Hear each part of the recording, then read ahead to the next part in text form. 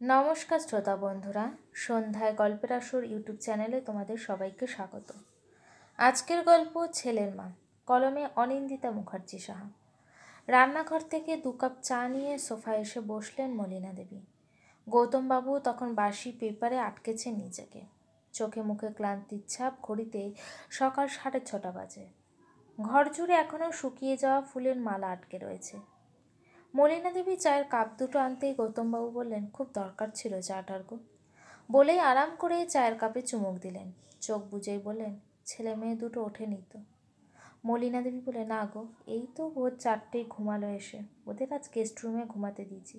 ওই মানসিক অবস্থায় ফুল সাজানো খাটে কি আর সোহিনী অন্তত ঘুমোতে পারতো না। তুমি বা এত সকাল সকাল উঠলে? মলিনা দেবীর কথায় গৌতমবাবু বলেন, আমি ওই সময় আর চোখ বুঝতে পারিনি গো। কাল সারা রাত নার্সিংহোমে কাটিয়ে এসে আর ঘুম এলো না। মলিনা দেবী চায়ের কাপে চুমুক দিতে দিতে বলেন, কি থেকে যে কি হয়ে গেল বলো তো। কাল তো তোমরা বেরিয়ে গেলে, আমি যে কিভাবে সামলেছি আমি জানি আর আমার ভগবান জানে। এটুকু বলেই চায়ের কাপে কালো চিনি ছাড়া চাটাকে চোখ বন্ধ করে উপলব্ধি করলেন। কে বলবে বাড়িটাকে দেখে যে কাল রাতে নতুন সদস্য এসেছে একজন।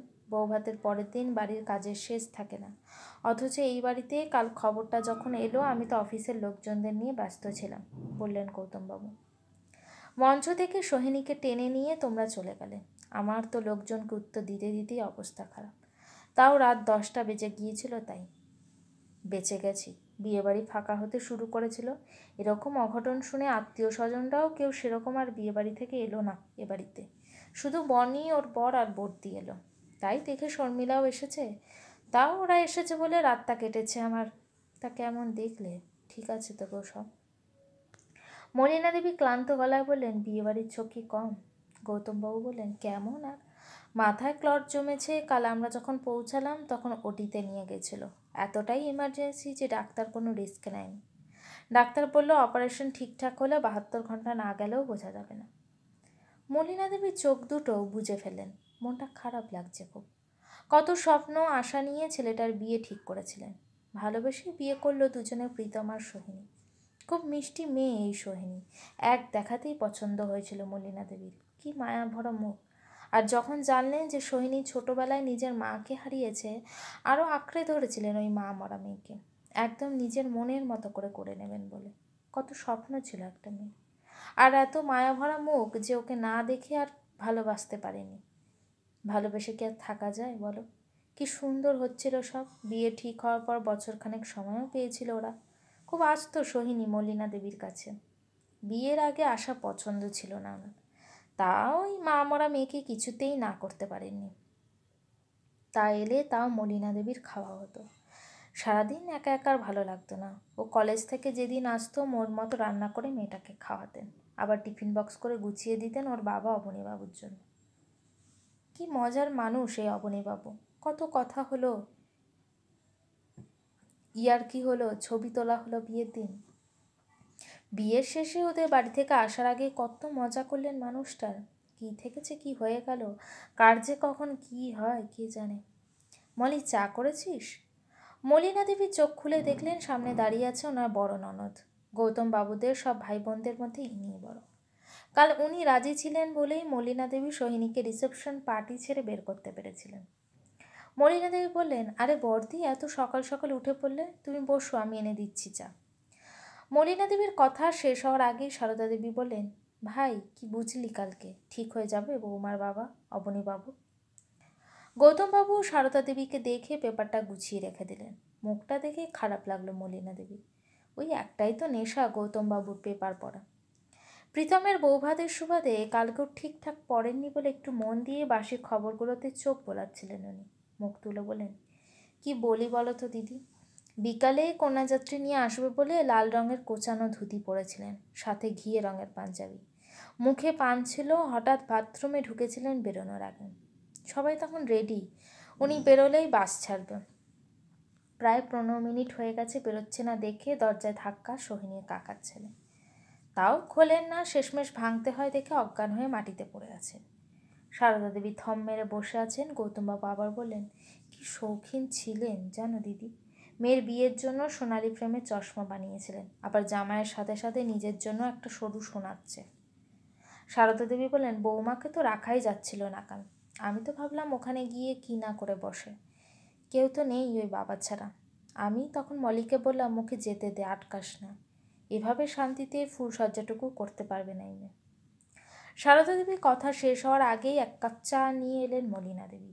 শুনছেন, সারদা দেবী বলছে, কি মায়া ভরা মুখ মেয়েটার, বাবার যদি কিছু হয়ে যায় ওকে রাখা মুশকিল হয়ে যাবে। মলিনা দেবী মুখটা মনে করলেন সোহিনীর, সত্যিই খুব মায়াবী। ও সুন্দর না হলেও মুখটায় কেমন একটা টান আছে। হয়তো মায়ের ভালোবাসা পায়নি বলেই মলিনা দেবীর কাছে আসে বারবার আর আঁকড়ে ধরে। ওনারা তো কত শখ ছিল, একটা মেয়ে হোক, তাকে সাজাবে, আদর করবে, যত্ন নেবে, সোহিনীকেও এভাবেই রাখবে নিজের কাছে, কখনো বুঝতে দেবে না যে মেয়েটার কেউ নেই। নিজের ভাবনায় নিজেই থমকালেন। মলিনা দেবী কি ভাবছেন উনি? ছি, মানুষটা এখনও লড়ে যাচ্ছেন মৃত্যুর সাথে। নিজেকে একটু ধমকেই মলিনা দেবী ময়দার কৌটো নিয়ে বসে গেলেন। আজ বাড়িতে যে কজন লোক আছে তাদের খাওয়া দাওয়ার তো ব্যবস্থা করতে হবে। কত সুন্দর হতে পারত আজ দিনটা, আর কি থেকে কি হয়ে গেল। একটা দীর্ঘশ্বাস ফেলিয়ে ময়দার মধ্যে সাদা তেল ঢেলে নিলেন। আসলে মেয়ে বিদায়ের শোকটা নিতে পারেননি, বুঝলি। সারদা দেবী চায়ের কাপে চুমুক দিতে দিতে বললেন।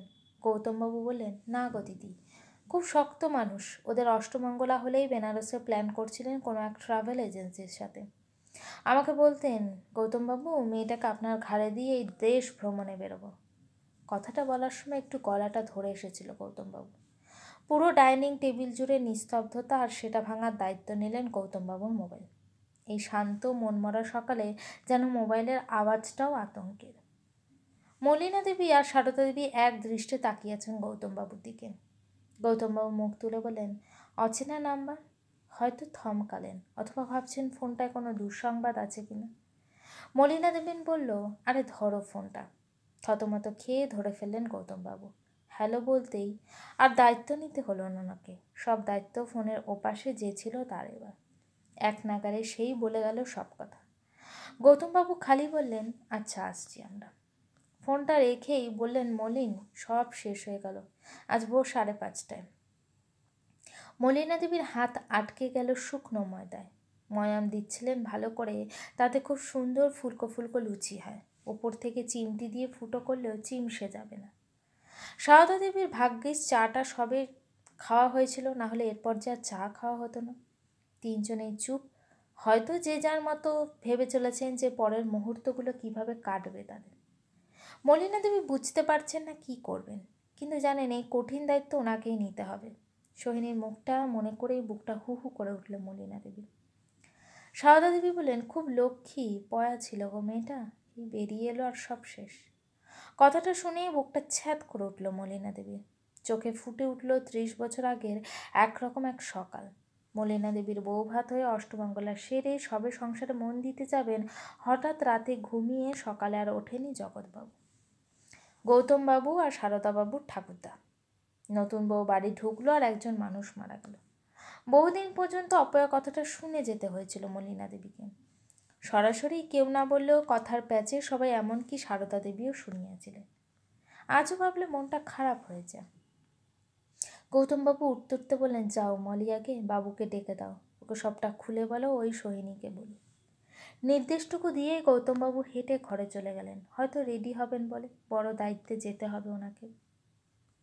সারদা দেবী বলেই চলেছেন, লক্ষ্মীমন্ত মেয়ে এই সোহিনী, যেই ঘর ছাড়লো সব শেষ, কি থাকলো এই বাড়িতে বলো তো। একই কথা বারবার শুনে এই প্রথম মলিনা দেবী নিজেকে ভালো লাগলো ছেলের মা হিসাবে। না হলে প্রীতমকেও অপয়া নাম নিয়ে ঘুরতে হতো হয়তো মলিনা দেবীর মতো। সবাই বলতো অপয়া জামাই, বাড়িতে বিয়ে হয়ে এলো আর শ্বশুরটা মারা গেল। যদিও এরকমটা শোনা যায়নি আজ পর্যন্ত, অপয়া বউ শোনা গেলে অপয়া জামাইও কখনো শোনা যায়নি। যত সোহিনীকে ভালোবাসুন মলিনা দেবী, নিজের ছেলের ভালো মন্দটা বুঝে নিয়েই বাসবে। আর যত দুঃখের দিন হোক সোহিনী, তার জন্য যদি ওনার ছেলেকে অপয়া শুনতে হতো, সেটা উনি মানতে পারতেন না। কারোর মৃত্যু কি আর কারোর হাতে থাকে? আমাদের সমাজ এখনও যে কোনো কাজের মূল্যায়ন মেয়েদের দিয়ে করে। সেদিন মলিনা দেবী এই বাড়িতে ঢুকলো আর গৌতমবাবুর দাদু মারা গেলেন, সেই দায় পুরো নিতে হয়েছিল মলিনা দেবীকে অপয়া হিসাবে। আর আজ সোহিনী বাড়ি থেকে বেরিয়ে আসতেই বাড়িটা খালি।